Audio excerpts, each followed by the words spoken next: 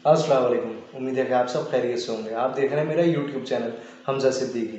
सबसे पहले आपका शुक्रिया, बहुत बहुत शुक्रिया कि आप सब ने मेरी पहली वीडियो को इतना लाइक किया और सब्सक्राइब किया मेरे चैनल। आज हमारा टॉपिक है कराची के मसाइल और इनका हल। कराची में कुछ दिनों से देख रहे हैं कि काफ़ी ज़्यादा जो है स्नैचिंग हो रही है और लोग जो हैं इस मसाइल से जो है बहुत ज़्यादा जो है दो चार हुए हैं। तो सबसे पहले इसका हल क्या है? इसका हल ये है कि आप जो है थोड़ा ख्याल करें बाहर जाते हुए, और जब भी जाएं तो अपने जो ज़रूरियात की चीज़ें वो लेके जाएं। कराची या किसी भी शहर में जब कभी रॉबरी होती है या स्नैचिंग होती है, उसकी वजह बेरोज़गारी है। मुल्क के हालात कुछ ज़्यादा ही ख़राब हैं। आप इस चीज़ से बहुत ज़्यादा आगाह हैं कि कराची में बहुत ज़्यादा मसले मसाइल हैं, और हम ये देखते हैं कि जो भी मसले मसाइल हैं उसका हल ये है कि या तो उनको रोज़गार दिया जाए। हुकूमत की तरफ से जो है इस पर कैंपेन चलनी चाहिए, और उनको उनको क्या और भी सारे लोगों को कंसल्ट करना चाहिए सिंध हुकूमत की तरफ से, और इस रॉबरी का जो है जो अंजाम है वो आवाम को बताना चाहिए। इस कैंपेन से ये फ़ायदा होगा कि लोग डरेंगे, और जो डरे बैठे हैं वो सही हो जाएंगे। सबसे पहले तो हमें वही बात है कि जैसे घबराना नहीं था, ऐसे ही हमें जो है डरना नहीं है। अल्लाह ने हलाल माल बचाते हुए कोई अगर मर जाता है तो उसको शहादत का दर्जा दिया है। ये बात बताने का मकसद ये नहीं है कि आप उससे लड़ना शुरू हो जाएं। ये बात बताने का मकसद ये है कि इतना ज़्यादा डरना ज़रूरी नहीं है। वैसे ये है कि जब कभी किसी के सामने इस तरीके से कोई आता है तो इंसान डर जाता है, और यही सारी सिचुएशन हम सबके साथ हुई भी है। इसकी सबसे पहली वजह यह है कि हम पुलिस को जो है तनकीद का निशाना बनाते हैं। कहीं ना कहीं कोई ना कोई किसी न किसी की कोताही ज़रूर होती है, लेकिन हमारे अवाम जो है मसले मसाइल, कराची के मसले मसाइल का हल ढूंढने या तो किसी सियासी लीडर की तरफ या फिर सियासत की तरफ जाती है। हम अपने मसाइल का हल बहैसियत पाकिस्तानी, बहैसियत कराची का शहरी होकर क्यों नहीं देखते? उसके लिए हमने बहुत सारी चीज़ों को करना है। उसके लिए हमें मज़ीद सोचना होगा कि तरीक़ेकार क्या है, हम क्या कर सकते हैं। हमारी नाअहली इस कदर है कि हमें इलाके के एसपी, एसएचओ, डीएसपी का नाम नहीं पता होता। हमारे इलाके का एमएनए, एमपीए कौन है, हमें ये भी नहीं पता होता। अब आप सोच रहे होंगे कि मैं ये बात क्यों कर रहा हूँ। उसकी वजह यह है कि जब कभी आपका एक यूथ, न्यू जनरेशन का ताल्लुक़ या वास्ता किसी डीएसपी, एसपी या एसएसपी से जुड़ जाए, आपके इलाके में जो भी मामला हो रहे हैं आप उससे उन्हें आगाह फौरी कर सकते हैं, या फिर उनसे ये रिक्वेस्ट की जाए कि हम इस इलाके में रहते हैं और आपकी मदद दरकार है। और जब कभी कोई ऐसा डीएसपी, एसएचओ या एसएसपी किसी ओहदे पर अपॉइंट हो तो हमें उनका खैर मकदम करना चाहिए। लेकिन बदकिस्मती से कराची की पुलिस को हमने गैर मकामी कहकर बिल्कुल ये गलत तनाजुर में ले गए। तो एक बेचारे सिपाही भी काम कर रहा है 30-35 हज़ार रुपये लेके, लेकिन वो एक जो मोहब्बत और प्यार आवाम से होना चाहिए वो उस तरह से नहीं है। उसकी वजह ये है, डकैतों से हम दोस्ती कर नहीं सकते, पुलिस से हम लोग डरते बहुत हैं। इसकी वजह ये है कि हम लोग जो है इस तरीके से मामलात को हल करना चाहते ही नहीं हैं। एमएनए, एमपीए का काम क्या है वो भी हम इसमें डिस्कस करेंगे, लेकिन सबसे पहले कि हमारा जो मसला है उसका हल कौन निकालेगा, इसके लिए हमने बात करनी है। और इसके लिए हमने मज़ीद मामलात को जो है इस तरीके से देखना है कि जब कभी हमारे शहर या इलाके में कोई स्नैचिंग होती है तो हम वो वीडियो सीसीटीवी की उठा के थाने में नहीं देते, एसपी को नहीं देते, एसएचओ को नहीं देते, हम वो वीडियो सोशल मीडिया पर वायरल कर देते हैं। उसकी वजह ये है कि लोग जो हैं बदज़न है कि सिंध पुलिस या कराची पुलिस काम नहीं करती, लेकिन ऐसा नहीं है। ये लोग काम कर रहे होते हैं। सिविल में भी और भी पुलिस की कुछ इंटेलिजेंस है वो काम कर रही होती है, जो कि वो आपको बता नहीं सकते। लेकिन हमारे यहाँ लोग सियासी तौर पे इस तरह से बिहेव करने लगे कि प्रोपेगेंडा करते हैं कि ये लोग काम कर रहे हैं और गैर मकामी हैं। ये लासानियत का बड़ा मसला है हमारे शहर में। तो इस चीज़ को हमने ही ठीक करना है। ये शहर हमारा है, ये मुल्क हमारा है। इस मुल्क को हमने इन चोरों और डकैतों से बचाना है। जब कभी हमारा पुलिस से वास्ता या राब्ता हो, इस तरीके से आप कोई अमल करना शुरू होंगे तो आपके सिंध का शहर कराची, उसका सीएम वो पूरे सिंध का है, और जो भी सिंध हुकूमत है उससे भी आप वास्ता और राब्ता कर सकते हैं। तो जब कभी आप इस तरीके का ताल्लुक़ रखना चाहेंगे तो मसले मसाइल हल होंगे। आप किस पार्टी को सपोर्ट करते हैं, किस सियासी पार्टी को सपोर्ट करते हैं, इससे कोई लेना देना नहीं है। लेकिन मैं आपको एक बात बताता चलूँ कि जिस शहर का जो सीएम है, जो हुकूमत है, वो हमारी है, वो पुलिस हमारी है। हमने इनसे वास्ता भी रखना है, मामलात भी रखने हैं। अलबत्ता ये हम किसी को भी वोट दें, ये हमारा राइट है। लेकिन बदकिस्मती से हम वोट जिस मर्ज़ी चाहे को दे देते हैं। इस शहर का सबसे बड़ा जो बेसिक मसला ये है कि सिंध की हुकूमत किसी और के पास होती है, एमएनए किसी और पार्टी के बनते हैं, लोकल गवर्नमेंट किसी और के पास होती है, लेकिन मसले मसाइल का हल किसी के पास नहीं होता। उसकी वजह यह है कि ये मेट्रोपॉलिटन सिटी है और सारी ज़बानें, सारे फ़िरक़ों के और मज़हब के लोग रहते हैं और वो अपने अपने लोगों को वोट देते हैं। होता है कि कोई ना कोई सियासी पार्टी किसी न किसी हुकूमत में आ जाती है। लेकिन हमें ये ज़रूर पता होना चाहिए कि जो भी मामलात हैं उसमें सबसे बड़ा किरदार सिंध हुकूमत का है, सीएम सिंध का है। तो हमें सीएम से ये सवाल करना चाहिए, जो भी स्नैचिंग हो रही है उसमें आप ये देखें, ना ही कोई शायद एफआईआर कटी है, ना ही कोई उस पर धरना या मुजाहरा हुआ है प्रेस क्लब पे। हम ये ज़रूर कर सकते हैं कि सिंध हुकूमत को बुरा ना कहें, कराची पुलिस, सिंध पुलिस को बुरा ना कहें, उनका मोराल हाई रखें और हम इन चोरों डकैतों के ख़िलाफ़ एक मुजाहरा करें और उसमें हम ये बयान दें कि हम कराची पुलिस के साथ खड़े हैं। लेकिन हम इस तरीके का कोई अमल करते ही नहीं है, तो इसलिए हमें चीज़ों का सामना बार बार करना पड़ता है। लेकिन शहर कराची के मसाइल जो है उनका हल हो सकता है। मैं ये बात करना चाहूँगा कि जो स्ट्रीट क्राइम है 2021 में और 2022 में काफ़ी ज़्यादा बढ़ गया है। पहले 55 से 56 हज़ार स्ट्रीट क्राइम थे, अब 60 हज़ार हो गए हैं। मर्डर जो है पहले 393 थे, अब 367 हो गए। पहले हाउस रॉबरी जो है 410 थी, अब 324 हैं, इसमें कमी आई है। मोबाइल स्नैचिंग पहले 17,249 थी, अब 20,406 हो गई है, काफ़ी ज़्यादा बढ़ी है। पहले बाइक स्नैचिंग 3,215 थी, अब 3,242 है।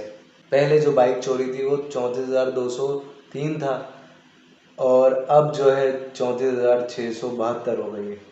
तो काफ़ी ज़्यादा इसमें इजाफा हुआ है और ये परेशानकुन बात है कराची के आवाम के लिए। लेकिन इस मसले का हल ये है कि हम अपने थानों और एसपी डीएसपी से वास्ता बनाएं और उनको बताएं कि हमारे इस शहर में, इस जगह पे, हमारे इलाके में, हमारी गली में इतनी सारी स्नैचिंग हुई है, इतनी सारी रॉबरी हुई है। हम ना ही बताते हैं, ना ही एफआईआर कटवाते हैं, ना ही कोई मुकदमा करवाते हैं। उसकी वजह ही बहुत बड़ी है कि लोग जो हैं इस चीज़ से डरते हैं कि उनकी जान को ख़तरा बन जाता है। ये बात बिल्कुल ठीक है, लेकिन अगर हम वो जो वीडियो सोशल मीडिया पे वायरल कर रहे हैं, अगर वही वीडियो हम किसी पुलिस वाले को दे दें, किसी एसपी, एसएसपी या डीएसपी को दे दें, तो इससे ये फ़ायदा होगा कि वो चोर डकैत पकड़े जाएंगे। कराची का दूसरा बड़ा मसला ये है कि कराची में बहुत ज़्यादा गंदगी, कचरा और सड़कें टूटी हुई हैं। ये सारा मामला हुकूमतों की तरफ जाता है, लेकिन अगर हुकूमत कुछ नहीं कर रही तो हम क्या कर सकते हैं। अभी 2 दिन पहले मैं एक जगह जा रहा था तो एक करीम वाले ने मुझसे कहा कि क्या सर ये नहीं हो सकता कि हम 500-500 रुपये मिला के एक कचरे का डब्बा सड़क पर रख दें। तो मुझे उसकी बात से अंदाज़ा हुआ कि हम लोग चाहते हैं कुछ करना लेकिन करते नहीं हैं।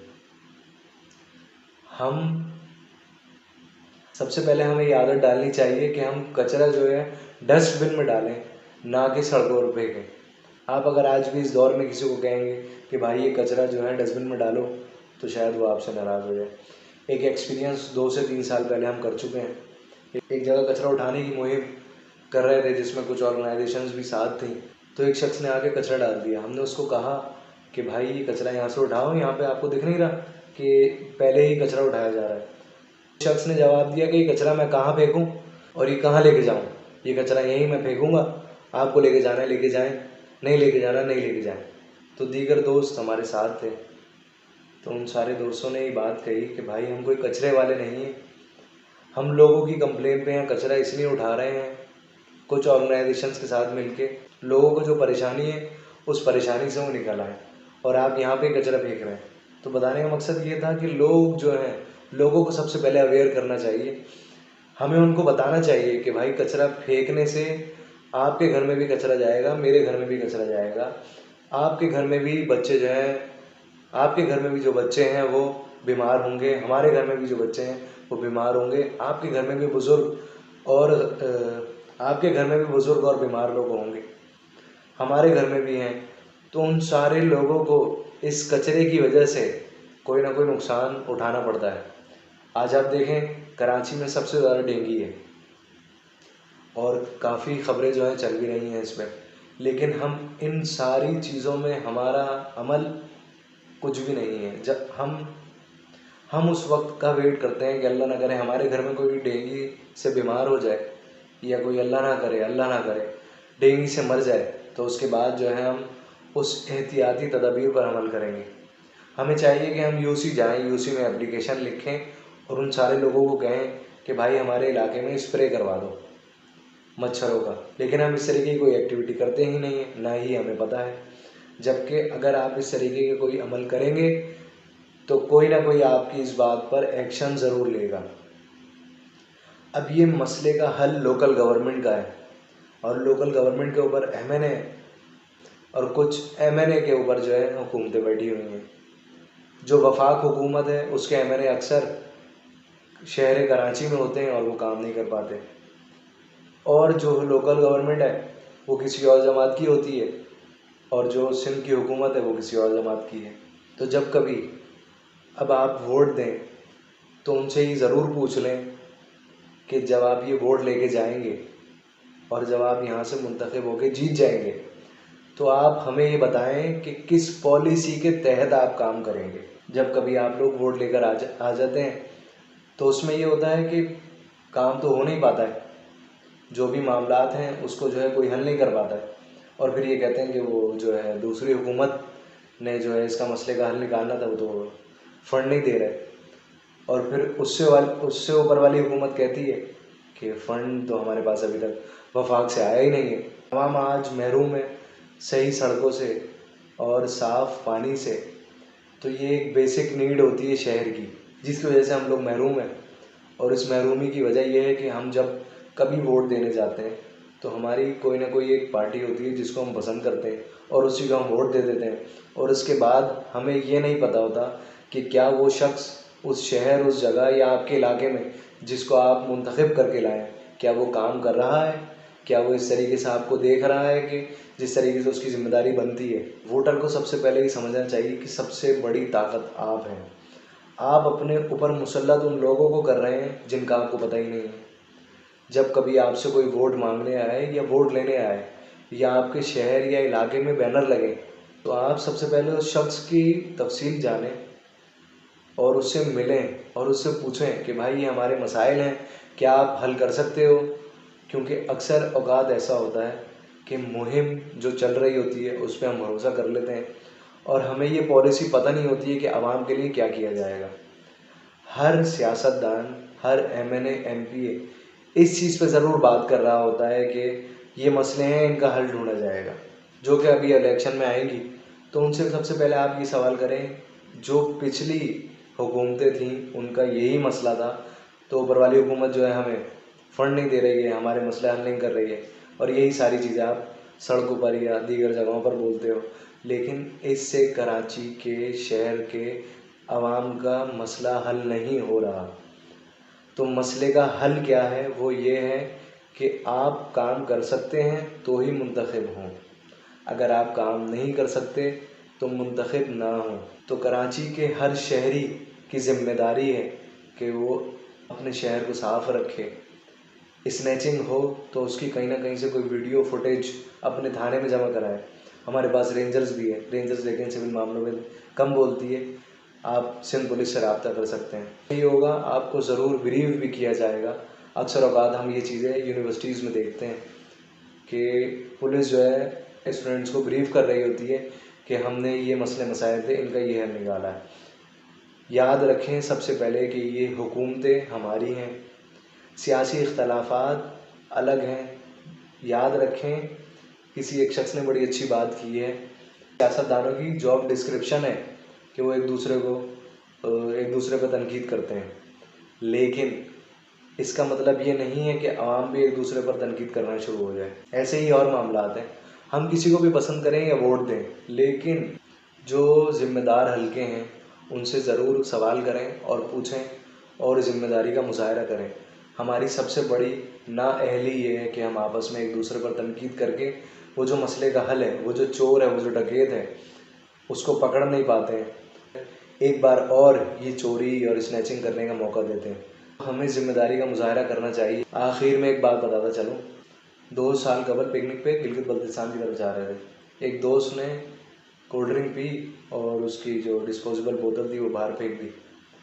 तो उस गाड़ी वाले ने उस गाड़ी को रोका और उस गाड़ी वाले ने फौरी वो गाड़ी रोक दी और वो बोतल उठाई और उस शख्स को दे दी वापसी और कहा कि साहब, ये शहर हम बड़ी मुश्किलों से साफ़ करते हैं, बराए मेहरबानी आप ये डस्टबिन में फेंकिएगा, यहाँ पे ना फेंकें। तो मेरे दोस्त ने बताया कि हमें काफ़ी शर्मिंदगी हुई और हमने उससे माजरत की। तो उससे एक ज़िम्मेदारी का एहसास होता है। जब कभी आप किसी को कचरा फेंकते हुए बाहर देखें तो उससे प्यार से, मोहब्बत से कहें कि भाईजान, ये शहर हम साफ़ करते हैं और इस शहर की ज़िम्मेदारी हमारी है, तो ये कचरा आप क्यों ना किसी डब्बे में डाल दें। उम्मीद है कि आप सबको ये वीडियो पसंद आई होगी। चैनल को सब्सक्राइब करना ना भूलें।